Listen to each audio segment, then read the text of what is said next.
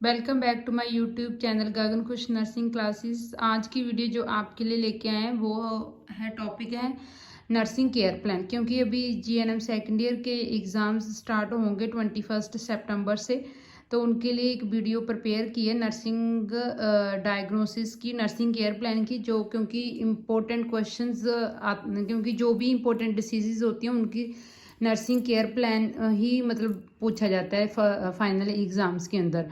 तो कुछ nursing care plans लेके आए हैं आपके लिए जो कॉमन डायग्नोस हैं, जो आप मतलब जैसे भी कोई भी नर्सिंग मैनेजमेंट आती है तो आप उसमें लिख सकते हो। फर्स्ट जो डायग्नोस है, ठीक है, वो है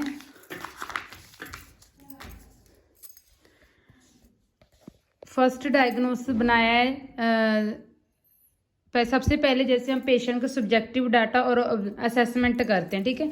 असेसमेंट में पेशेंट का सब्जेक्टिव डाटा और ऑब्जेक्टिव डाटा कलेक्ट करते हैं। सब्जेक्टिव डाटा जैसे पेशेंट सेड दैट ही और she have a feel pain in abdomen और ऑन सर्जिकल साइट। सर सब्जेक्टिव डाटा होता है जो पेशेंट खुद बताता है, ठीक है। एंड ऑब्जेक्टिव डाटा है जो हम ऑब्जर्व करते हैं। ऑब्जेक्टिव डाटा है we observed patient condition as evidenced by pain scale और फेशियल एक्सप्रेशन। क्योंकि पेशेंट को जब पेन होती है तो उसके जो फेशियल रिएक्शंस होते हैं उससे हमें पता चल जाता है, या फिर हम जो पेन स्केल यूज़ करके भी उसके फेशियल रिएक्शन से मतलब अंदाजा लगा सकते हैं कि उसको कितना पेन है। तो डायग्नोस बनाया सबसे पहले एक्यूट और chronic pain related to disease condition, और ठीक है रिलेटेड टू डिसीज कंडीशन भी लिख सकते हो आप, या फिर अगर पेशेंट कोई पोस्ट ऑपरेटिव पेशेंट है तो उसमें आप लिख सकते हो एक्यूट और chronic pain related to surgical surgery as evidenced by facial expression और पेन स्केल। तो इसका गोल क्या रहेगा?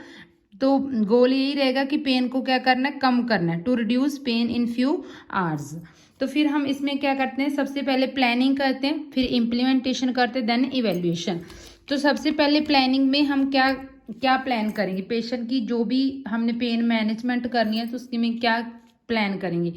फर्स्ट पॉइंट है assess the condition of the patient. Second point है check the vital sign of the patient. And third है give analgesics medicine as per physicians order. And fourth point बनाएंगे provide comfortable position to the patient.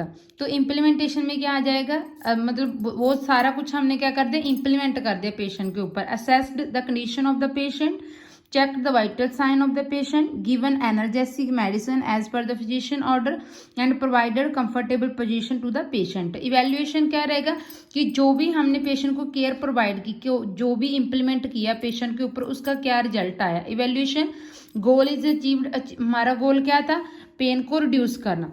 Goal is achieved, patient feel well and relief from pain. Second diagnosis है, इसमें assessment data, ठीक है। सबसे पहले subjective data.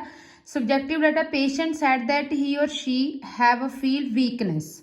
And objective data we observed patient condition evidenced by weight loss. क्योंकि जो diagnose है वो फूड एंड इलेक्ट्रोलाइट इम्बैलेंस के ऊपर है, related to less intake of food as evidenced by weakness and weight loss. कि patient का जो फूड और इलेक्ट्रोलाइट जो बैलेंस है वो क्या हो चुका है, इम्बैलेंस हो चुका है, ठीक है। किससे रिलेटेड, या तो पेशेंट लेस इनटेक ले रहा है, ठीक है, फूड का, ठीक है, तो हम कैसे अंदाजा लगाएंगे, उसकी वीकनेस से, या फिर उसका जो वेट है वो बहुत ज्यादा लॉस हो रहा है।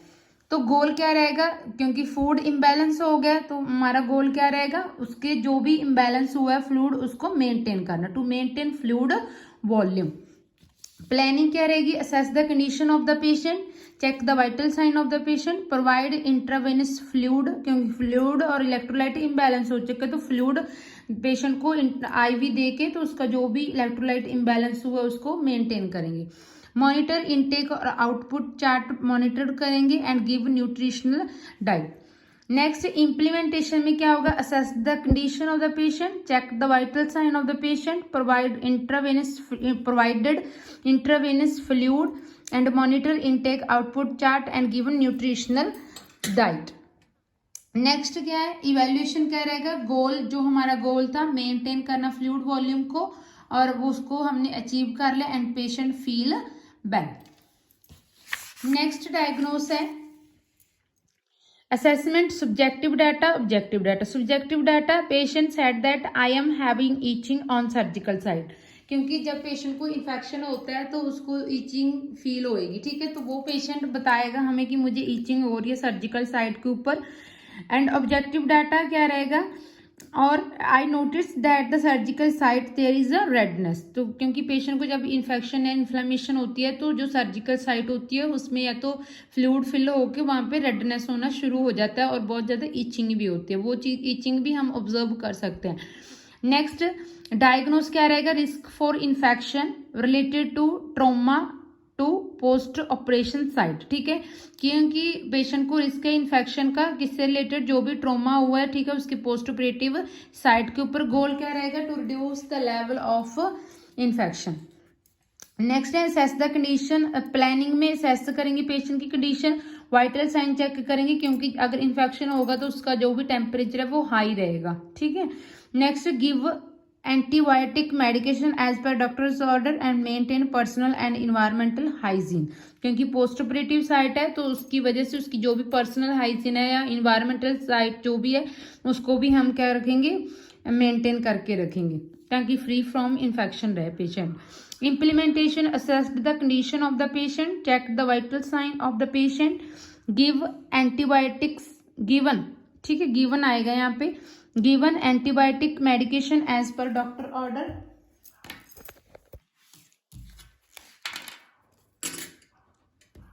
Given antibiotic medications as per doctor order and maintain personal and environmental, maintained personal and environmental hygiene.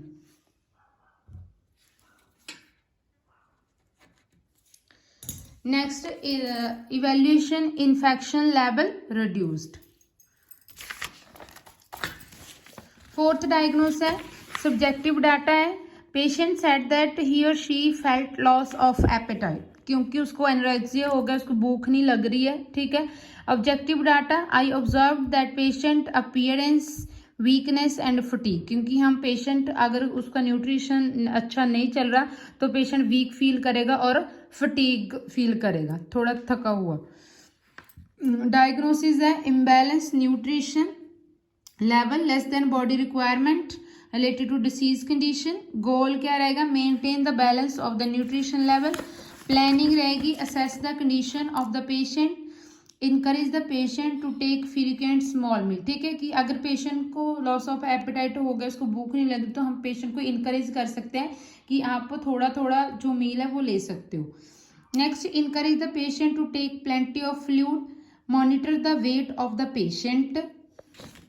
Patient on regular basis. Patient का जो वेट है वो हम रेगुलर बेसिस पे चेक करेंगे ताकि हमें उसके जो न्यूट्रिशन लेवल है उसका पता लगा सके BMI करके.